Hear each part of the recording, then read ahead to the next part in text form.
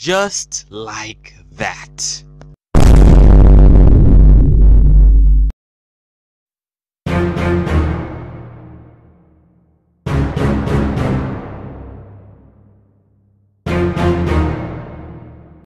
The 7th grade. The first grade where you start to learn things about our beloved planet Earth.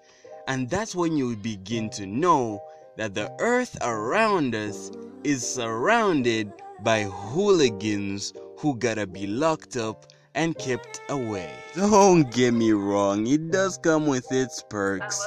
But over the last couple of years, I started to realize that the people who you think fuck with you don't. A fragment of the average person is as difficult to cooperate with as a domestic donkey in a parking lot.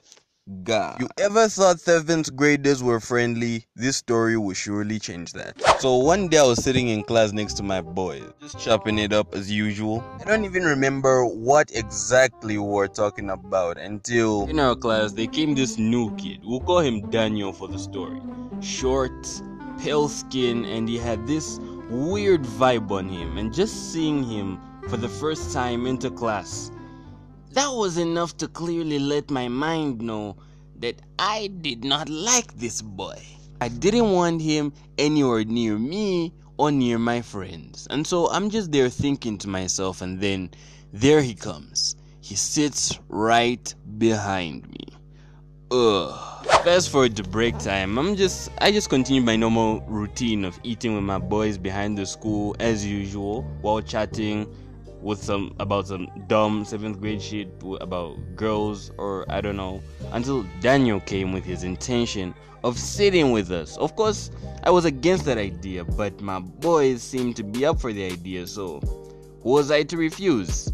We hung out with the boy Daniel for a while until I actually started to feel a little bit comfortable around him. Thought to myself, nah, he's not that bad. So in a few weeks of hanging out, we barely got to know each other, and already I started telling him things that I wouldn't normally just tell every Jim and Jack.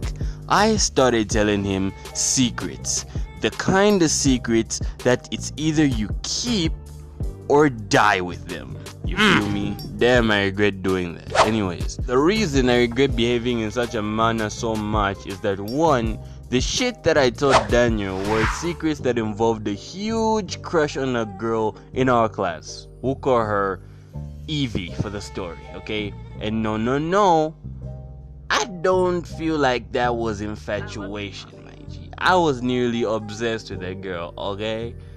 The second mistake I made was telling him bullshit, my G. I told him that every night I turned into a vampire, and when I did, I went to her place, watched her take a shower, and at night I copulated her when she was asleep.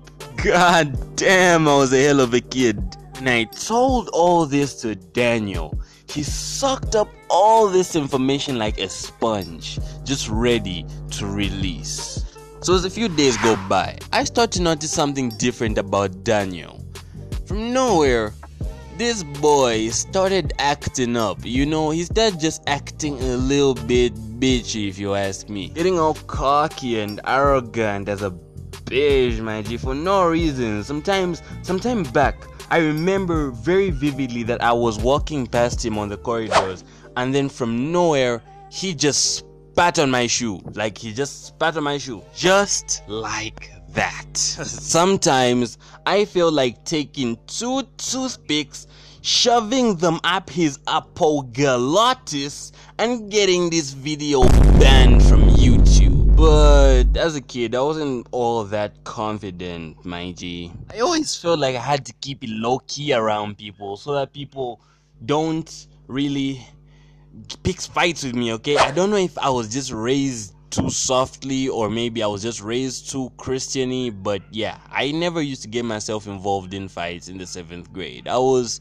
just a laid dude, okay? Laid down. I was a laid back dude, so I just let it slide. Because just the thought about being in a fight scared the hell out of me. About a week after putting up with all of Daniel's bullshit, he came up to me one time after lunch, okay? I welcomed him with open arms anyways, because I don't hold grudges even up to now. I've always been like that. So now, he stands next to me and then he tells me, "Bro, do you remember that thing that you told me a week ago?" I was like, "Yeah, what do you mean?" And he was like, "You know what I'm talking about? That you copulated Evie every night." And I was like, "Yeah, I remember." "Yeah, about that. I don't think I can keep this secret anymore, man. It's too much to bear. I gotta get it off my chest." What? Bro, at this point I felt my heart run 1,000 kilometers per second. "Don't do this, man." He was like, relax, bro, don't worry. I'm not gonna tell anyone." Phew. Class time. Everybody's starting to get settled and pull out their notebooks, and then he draws the class's attention. "Hello, class, I have an announcement." And just the moment he said that, bells rang in my head. Every bad thought was scaling my mind at this point. I was literally just feeling like jumping out of the window to go running towards wherever the feet take me. And of course, he gets the class's attention, which I'm just frozen. I don't even know what to say. Of course, I was with my boys, and my boys knew exactly what was going on, so they were scared for me. And I was just there looking into his eyes, just like, "Bro, don't do this to a fellow black man. Come on. I gave you my Polonia bread. I bought you popcorns yesterday. I bought you jiggies last week. I will give you a 5 kwacha." But nope, all this did not work. It was not getting Danny, man. So what he said was, "Class, the announcement is that Kalaluka likes Evie." And the moment he uttered these words, the class went wild. They started cheering and shouting. And then to make things worse, Evie was seated 2 desks away from me. She was looking embarrassed, my G. And then he goes ahead to say, "And Kalaluka copulates her every night in the form of a vampire."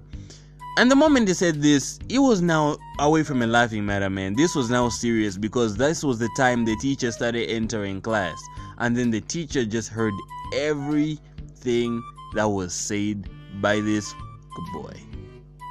Damn, I should have killed him. At this point, I look at Evie. She's just overwhelmed, man. Like, she can't even look straight into my direction. Not even in my direction. Can you imagine? So she lays her head on the desk, and then she started crying. She just started crying, and I panicked, okay? She cried, and I panicked, okay? I've never made a girl cry before, though. I fucking cried, too. I freaking cried, man. Like, my boys even joined me. It was now a funeral fest, okay? My boys and I cried because, nigga, we were just labeled, you feel me? That's the type of shit that we talk about in our group. God damn. Evie stands up, pulls my tie, and then is like, "I hate you."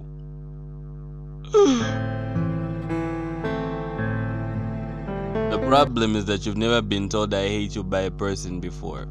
That shit stings, my G. It's not something to play around with, okay? If somebody tells you they hate you, nigga, they've blocked you, man. It's better. If somebody tells you they hate you, they're basically telling you that your very existence is a vice in their lives. Do you know how that feels? Anyways, before the video gets too long and makes me take forever to edit, I'll end the story right here. Moral of the story: in life, there will come people. Just cause those people show you teeth, those teeth are just bones. Don't go around telling people shit that you wouldn't want exposed, or else this will be you. That I never trust a boy. Yeah. What other more? Don't be in grade 7, I guess. Anyway, thanks for watching the video. Thank Thanks for watching.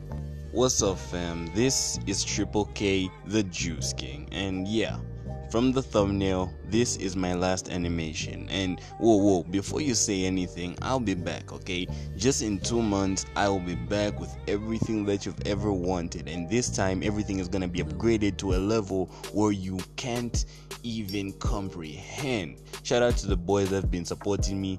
For now, I'm gonna focus with school for some time so I can get that 6 points, you feel me? So continue supporting your boy, continue liking on my videos, and you can even binge watch them if you like, you feel me? Make sure you subscribe, make sure you just continue supporting your boy over and over. God bless you. See you in 2 months.